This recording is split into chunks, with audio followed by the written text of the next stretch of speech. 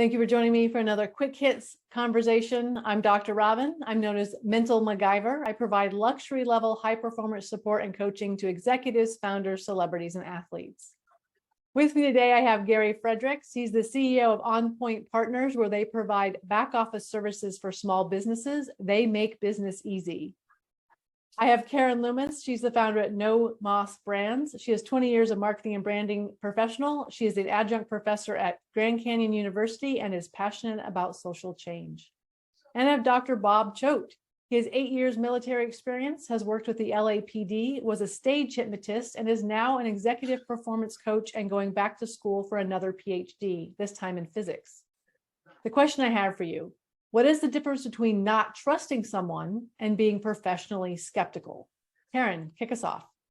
So the thing that brought this to mind is I always think about these surveys that are put out to people. And then there's always the caveat of who cannot answer the survey. And it's usually marketing people who are not allowed to answer the survey because we just think about things a little bit differently. So oftentimes we're omitted from being allowed to participate in any of those kinds of activities. And so then it got me thinking, what is it about marketing that makes us not very good about providing good information? And are we more skeptical about things because we really know what's actually happening behind the scenes? Or is it just that we are people, and some people you automatically grant trust, and other people you make them earn your trust? And so I was just kind of tossing those kinds of thoughts in my head. Obviously, there's no right answer, but that's kind of where this whole thing started from for me. Okay. So I think that as a professional, I want people to show me what they can do and how they do it. So for me, I think that's how I separate the two.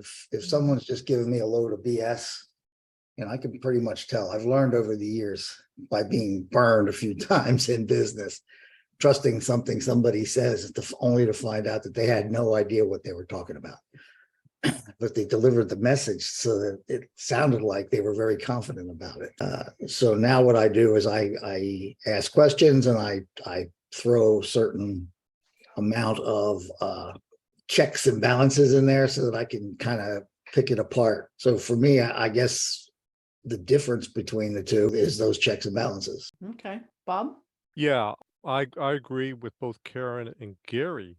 One of the things, because I also bring in a scientific mindset when it comes to people spouting out stuff. And as Gary talked about is, yeah, so people will spurt stuff out. You get the very charismatic person, and he sounds very believable. Or they may have letters after their name that, like PhD or MD, but they may not be experts in a certain field, but they'll say stuff and people will believe them because they have a credibility in another area. And I've seen this in a lot of marketing stuff and so forth. And I will ask, if a person's directly, I will ask, give me some evidence that points towards that. So using healthy skepticism is very important. And not just being skeptical on everything, but being healthy in a way that you ask for evidence, or give me some references and things like that, because I've seen a lot of BS out there, and like Gary, I call people out on a BS quite a bit. I think the difference for me is if I don't trust you, that's like full stop. I don't trust you. If I'm professionally skeptical, I'm asking questions. I want to understand, help me learn, give me more information. That's not, I don't trust you. I'm not interested. I'm very interested. I don't understand. Give me more. But see, I think it goes back to the original question that I was asked by a boss years ago, or he didn't actually ask a question. He made a statement that, Karen, you make people earn your trust, whereas I grant trust outright. And so that's the question. It sounds like all of us here are saying we're on the earn trust side, but And based on our experiences of being bullshitted or whatever the situation is. And so I look at even marketing surveys, people will say, yes, yes, yes, I love that product. I want that product. I'm going to get that product. And then you release the product and nobody buys. So there's always that side of me of how much of what people are saying is based on this emotional moment and how much of it is actually based on long-term intent. I'm happy to give people the benefit of the doubt when it comes to certain things, like the difference between earning trust and just giving trust. Generally speaking, I'm willing to err on the side of believing that people are trustworthy, but I'm also quick to notice if they're not. So what does that mean? Well, I think Yeah. that means that you've been burned a few times and you've learned from those times that sometimes you just got to be a little bit more skeptic about things. My father used to have a can of BS repellent. And when I would start to make excuses as to why I came in at 3 a.m, he would just start spraying it on me because I was not telling the truth. And for him, he was a very trusting person, and he believed pretty much face value in everything people told him. Today, I think it's worse. I think even in business, where people are talking about they're the number one company to do this. They're not the number one company to do it. Why can they say it? Why are they? They can't say it. It's illegal. That's the best part about it. But they you do can't say say it unless you can substantiate it. But they do say it. People I know, say but stuff that's like that the all the part. time.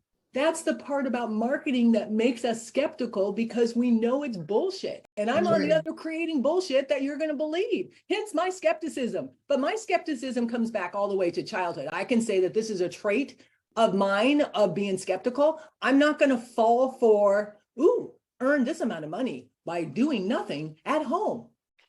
I mean, that's the same thing. Why are some people more likely to fall for those? And they do.